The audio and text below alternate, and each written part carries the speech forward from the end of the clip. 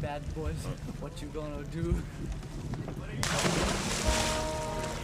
It just happened to coincide with the time that we really needed to like blow off some steam.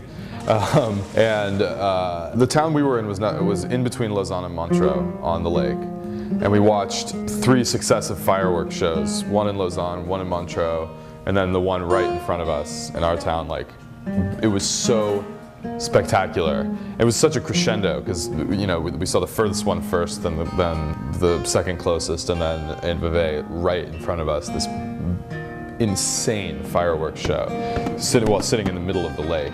We swam while it was happening, and then we went back to where we were recording and set fireworks up off the lawn, like, you know, fireworks exploding like 100 feet above our heads, which is totally legal. I don't think it's frowned upon at all in Switzerland. As far as I can tell, you can do anything you want in Switzerland. That's my impression, and you know, God bless them. But it was the most insane bacchanal. Like, I felt like I was gonna wake up covered in like an animal hide with blood and bones everywhere and no memory of like the last 14 hours of my life.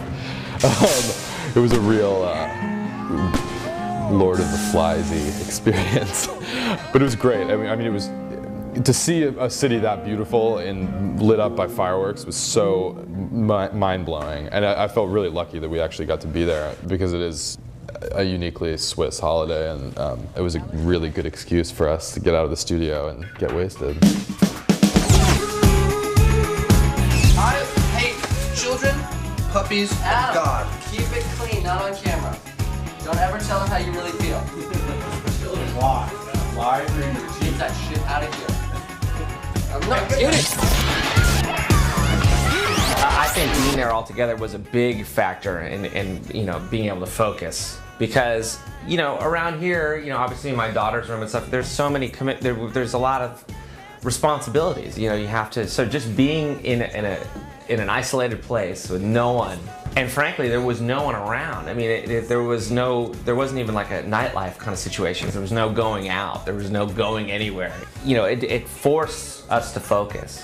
You know, we're all in different stages of our life. It was just easier to kind of get into the rhythm of this and always be together. So when we're not recording, maybe we're playing something that we like and, you know, turning each other on to music or doing whatever, you know, or going swimming, or it just created this kind of club, you know, atmosphere. So it's great.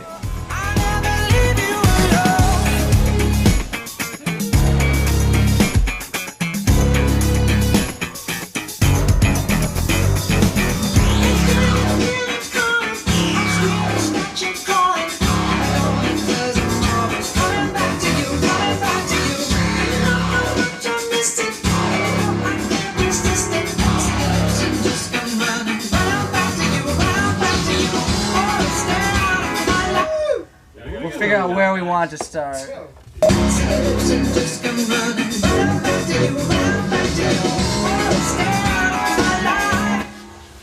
to listen to that one? What about Peggy and Joe? They appear to be in love. They obviously are physically attracted to one another.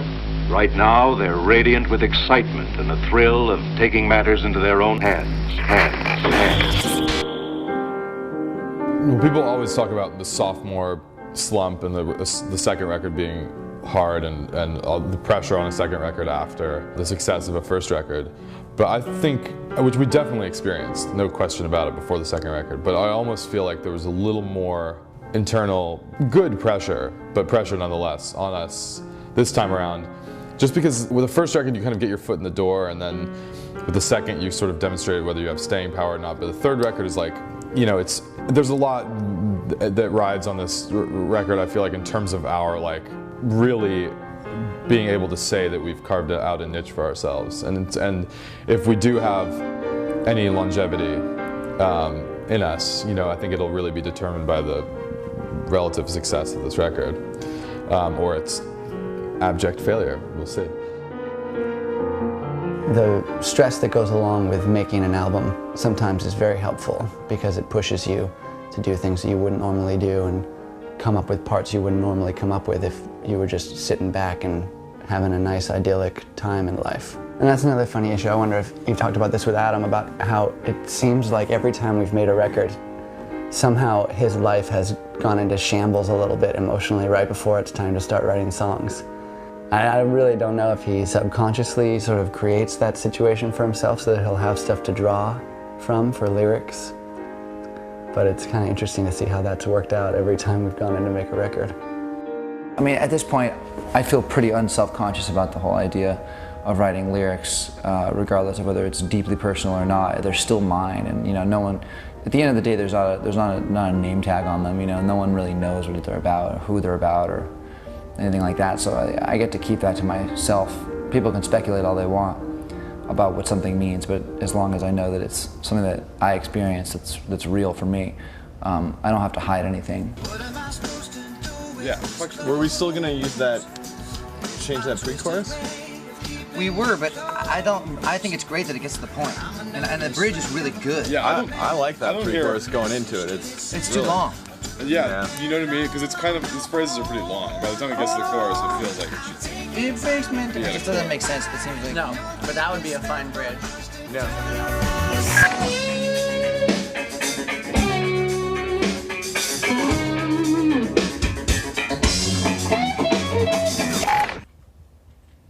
oak. A lot of oak. Leather. Complicated tannins. The blood of an 8-year-old boy.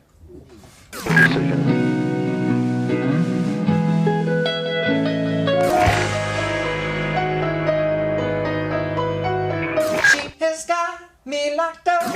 And then I think Phil really wants to work on that. Yeah, riff idea. Riff idea. Which would be Which fine. was... I'm sure he is. Which was the other song, but we can do better than that. This would be a good record. If we can, I think our goal should be in Switzerland. Get all these fucking done. Which is totally doable. And then have that be our record for until they're all mixed.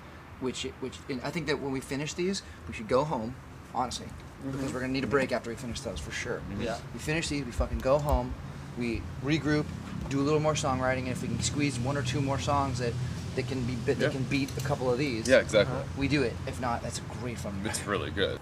I guess we should put on here, let's get the fuck out of here. Yeah. Just as a B-side. Well, our initial time in Switzerland was July and August of 2009. And we had a really great productive 2 months, but we left knowing that we'd probably have some more work to do, which is often the case. Like, there's always songs that come in sort of the 11th hour. And this time around we went on tour, which was, I think, really good for the record ultimately, just because it was nice to like start playing live again together. And so we went back shortly thereafter and got to see a little bit of the winter in Switzerland, which was a nice contrast to the, I mean, it's beautiful all year round, and it was really nice to actually see some snow on the mountains and experience that side of it. And we did quite a bit of work in that session too. The title track actually came out of that, Hands All Over, and a lot of reworking and retooling songs that we'd thought were maybe finished, but clearly weren't.